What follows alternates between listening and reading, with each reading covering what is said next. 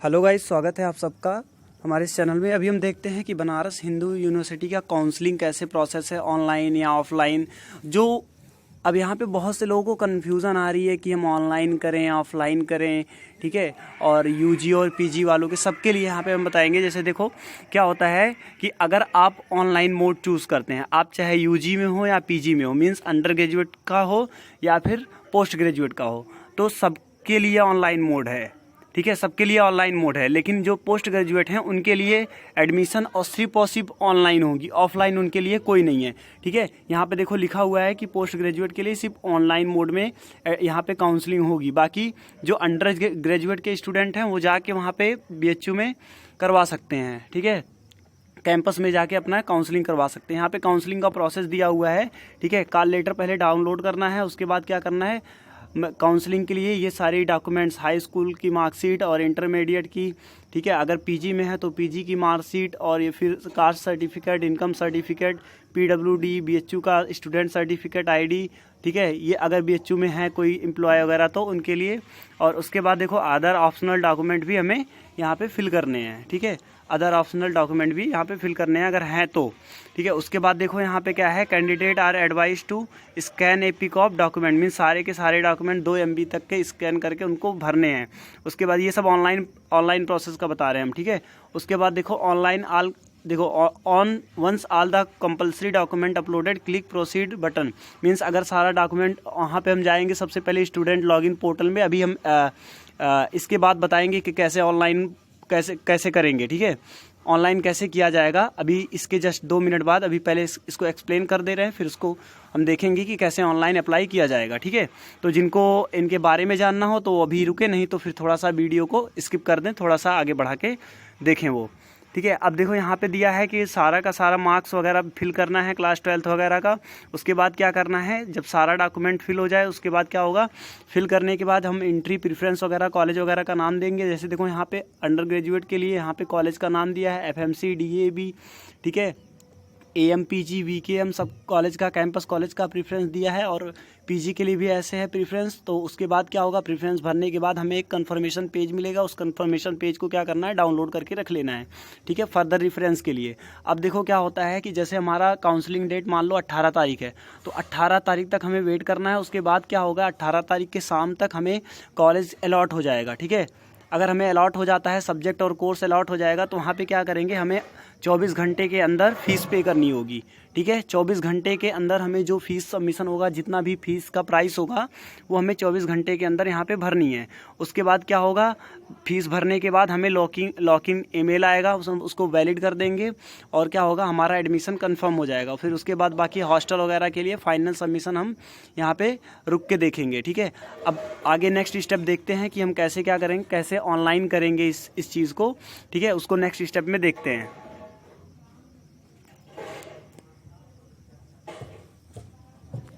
अब यहाँ पे हम नेक्स्ट स्टेप देखने वाले हैं कि कैसे हम ऑनलाइन।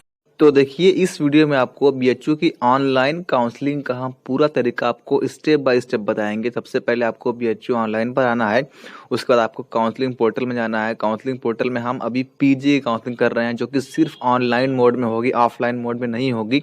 तो हम यहाँ पर पीजी स्टूडेंट लॉगिन 2021 पे क्लिक करेंगे। नीचे हमारा साइन इन का ऑप्शन आएगा। साइन इन के ऑप्शन खोलने के बाद हम एप्लीकेशन नंबर और पासवर्ड में date of birth without space डालेंगे। हमारा देखिए डैशबोर्ड खुल के आ गया है। अब इस डैशबोर्ड में देखिए हमारे पास जो काम का चीज़ है वो है कॉल लेटर और preference entry as of now, अभी के लिए। और ये देखिए आप एमए इंग्लिश का है, जिनका है ये उनका कोर्स जो है वो एमए इंग्लिश का है। यहाँ पर काउंसलिंग जो है ऑल टाइप्स ऑफ सीट, यानी कि रेगुलर प्लस पेड दोनों का कॉल लेटर है। ये हमको अभी जो काम का चीज़ है वो हमारा कॉल लेटर। तो कॉल लेटर पर क्लिक करते हैं, यहाँ पर हमारा आएगा कोर्स सिलेक्शन। तो कोर्स सिलेक्शन यहाँ पर इसलिए आ रहा है क्योंकि अगर एक से ज़्यादा एग्जाम कितने दिया हुआ है तो उसका वहाँ पर ड्रॉप डाउन मेन्यू में आएगा। यहाँ पर इन्होंने सिर्फ एमए इंग्लिश का दिया हुआ है, इसलिए यहाँ पर एमए इंग्लिश का आ रहा है। तो एमए इंग्लिश पर हम क्लिक करने के बाद ओके करेंगे तो यहाँ पर देखिए कॉल लेटर यहाँ पर जो है खुल के आ जाएगा पूरा। तो यहाँ पर 9 तारीख का इनका डेट दिया हुआ है और वेन्यू में आप देखेंगे बिल्कुल राइट साइड में जो कि क्रॉप हो गया है, वहाँ पर ऑनलाइन लिखा हुआ है। और उसके बाद यहाँ पर जो नाम और आपका ईमेल एड्रेस, मोबाइल नंबर दिया हुआ है, ये इंग्लिश आपका डिपार्टमेंट में जो लोग हैं, प्रोफेसर है, जिनको यहाँ पर जिम्मेदारी दी गई है काउंसलिंग काउंसलिंग की, उनसे आप हेल्प ले सकते हैं। अगर आप किसी पॉइंट पर फंस जाते हैं तो यहाँ पर जो नाम और आपका मोबाइल नंबर और ईमेल दिया हुआ है उस पर आप कांटेक्ट कर सकते हैं। एक इंपॉर्टेंट चीज़ यहाँ पर देखिए लिखा हुआ है नीचे कि 8/12/2021 तक या उससे पहले पहले आप अपनी काउंसलिंग जो है कर लीजिए, अर्थात अपना डॉक्यूमेंट्स ऑनलाइन मोड में आप 8/12/2021 तक या उससे पहले पहले यानी कि 8 दिसंबर तक जो है वो आप अपलोड कर दीजिए। ठीक है, कॉल लेटर के बिल्कुल नीचे लिखा होगा, वहाँ पे नीचे प्रिंट का ऑप्शन था, उस पर आप प्रिंट करके PDF में अपना कॉल लेटर सेव कर सकते हैं। ठीक है, अब हम यहाँ पर आपको एक बात बताते हैं, और अभी तक तो हमने आपको पोर्टल के बारे में समझाया कि कौन चीज़ क्या है, कैसे होता है। अब जो काउंसलिंग का फर्स्ट स्टेप है, काउंसलिंग का जो फर्स्ट स्टेप है, चाहे आपका ऑनलाइन काउंसलिंग हो, चाहे आपका ऑफलाइन काउंसलिंग हो, चाहे UG काउंसलिंग हो, चाहे PG काउंसलिंग हो, चाहे आप लड़का हो चाहे लड़की हो, main campus, RGSC, DAV, FA, DET, MME, कोई भी चीज़ हो, आपको पहला स्टेप काउंसलिंग का ऑनलाइन ऑफलाइन दोनों में प्रेफरेंस एंट्री के फॉर्म को भरना होता है। आप कॉल लेटर के बगल में ये ऑप्शन देख रहे हैं प्रेफरेंस एंट्री का, तो इस प्रेफरेंस एंट्री के फॉर्म को आपको भरना होता है। आपकी काउंसलिंग चाहे ऑनलाइन हो चाहे ऑफलाइन हो। एक बात याद रखिए यहाँ पर, अगर आपकी काउंसलिंग ऑनलाइन है तो आपको ये भरना ही पड़ेगा, उसके बगैर काउंसलिंग नहीं हो पाएगी। और अगर आपकी काउंसलिंग ऑफलाइन है तब भी कि आपको भरना पड़ेगा, आप ये भरेंगे खुद से ही। ठीक है, दोनों ही कंडीशन, यानी कि UG वालों को भी और PG वालों को दोनों को ये भरना है। कैसे भरना है, क्या भरना है, यहाँ पर हम समझेंगे।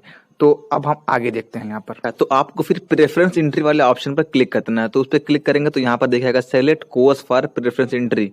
ठीक है, तो यहाँ पर ये इसलिए लिख कर आया था ना, हम कोर्स जो है वो चूज कर पाए। तो हमारा कोर्स जो है इंग्लिश ही है, क्योंकि हमने एक ही पेपर दिया था, वो ऑलरेडी यहाँ पे चूज हुआ है।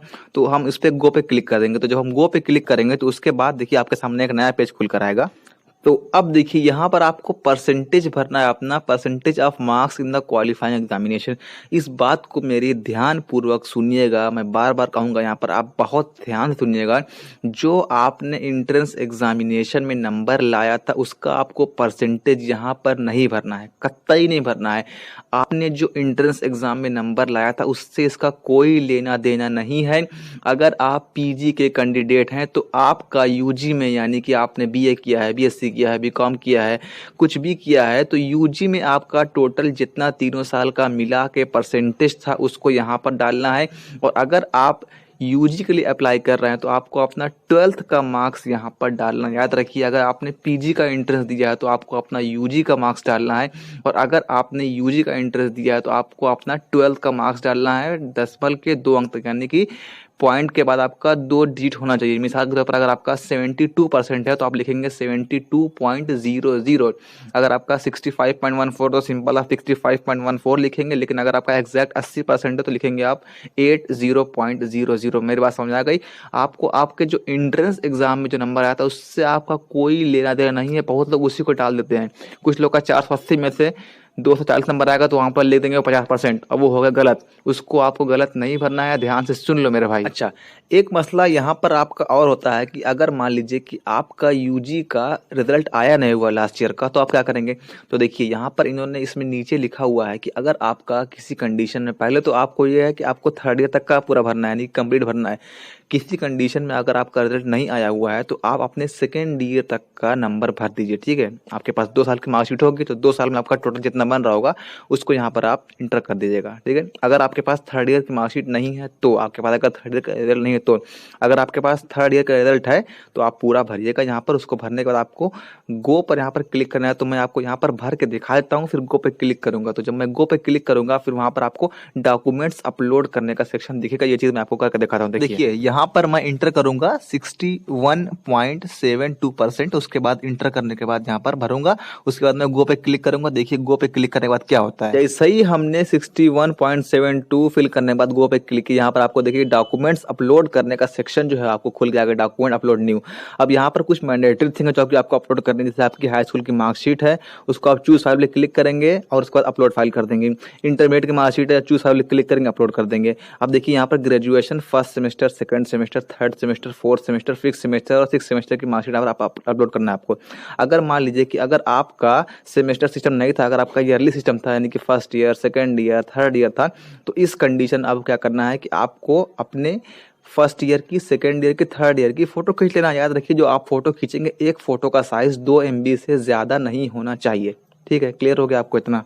अब आपकी 3 फोटो हो गई है, यानी कि एक फर्स्ट ईयर की हो गई, एक सेकंड ईयर की हो गई, एक थर्ड ईयर की हो गई। ये काम आप तब करेंगे जब आपका सेमेस्टर सिस्टम नहीं है, आपका एनुअल सिस्टम है। अगर आपका सेमेस्टर है तो आप सेमेस्टर नंबर 1, 2, 3, 4, 5, 6 अपलोड कर देंगे। लेकिन अगर आपका एनुअल है तो आप अपने तीनों साल की 3 फोटो खींचेंगे और उस 3 फोटो का एक पीडीएफ बनाएंगे। अब पीडीएफ आप कैम स्कैनर से बना सकते हैं, या फिर अगर कोई और ऐप अवेलेबल है गूगल प्ले स्टोर पर तो वहां से कर सकते हैं आप। नहीं तो आप डायरेक्ट क्रोम पर जाकर भी अपना फोटो से जो है वो पीडीएफ बना सकते हैं, और उस एक पीडीएफ को यहाँ पर ऑल सेमेस्टर अदर मार्कशीट पे अपलोड यहाँ पर कर सकते हैं। ठीक है, तो अगर आपका सेमेस्टर वाला सिस्टम है तो आपको फोटो अपलोड करना है। लेकिन अगर आपका एनुअल सिस्टम था तो आपको अपने first year, second, third year तीनों की मार्कशीट का जो है फोटो लेकर के यहाँ पर उसका एक पीडीएफ बना करके अपलोड कर देना है। अगर आपके पास थर्ड ईयर की मार्कशीट नहीं है तो आप अपना फर्स्ट ईयर और सेकंड ईयर तक की मार्कशीट का ही 2 फोटो लेकर के उसका एक कंबाइंड पीडीएफ बना करके यहाँ पर आपको अपलोड कर देना है। ठीक है, इतनी बात ये हो गई है। अब हम आते हैं नीचे। मार्कशीट के बाद आपको आपका कास्ट सर्टिफिकेट, अगर आप ओबीसी हैं, एससी हैं, एसटी हैं या ईडब्ल्यूएस हैं तो यहाँ पर आपको अपना कास्ट सर्टिफिकेट और इनकम सर्टिफिकेट आपको ओबीसी और एससी और एसटी के केस में देना है। ठीक है, उसके बाद यहाँ पर एनेक्सर 10 फॉर्म यहाँ पर आ गया है, तो इसको आपको यहाँ से डाउनलोड करना है। डाउनलोड एनेक्सर 10, और डाउनलोड करने के बाद आपके सामने जो फॉर्म खुलेगा वो आप ये सामने स्क्रीन पर देख रहे हैं। इस फॉर्म को आपको जो है फिलअप करना है, और इस फॉर्म को फिलअप करने के बाद आप इसी फॉर्म को जो है वो अपलोड कर देंगे यहाँ पर। ठीक है, इतना बात आपको समझ में आ गया होगा।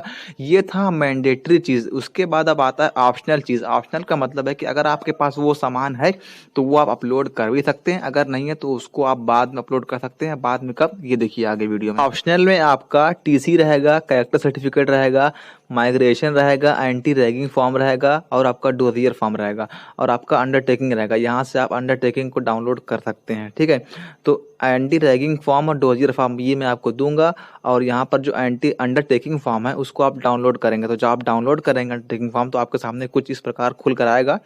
तो हम आपको पहले दिखाते हैं कि कैसे किस तरह खुल के आएगा सामने आपके। देखिए यहाँ पर आपको अपना नाम लिखना है आई के बाद, उसके बाद पापा का नाम लिखना है, उसके बाद आप कहाँ रहते हैं वो लिखना है, उसके बाद आपकी उम्र कितनी वो लिखना है, उसके बाद यहाँ पर डेट डालना है, मंथ लिखना है, और 2020। अरे यार बीएचयू वाले यार पुराना उठा कर दम लाद दिन हुए पे।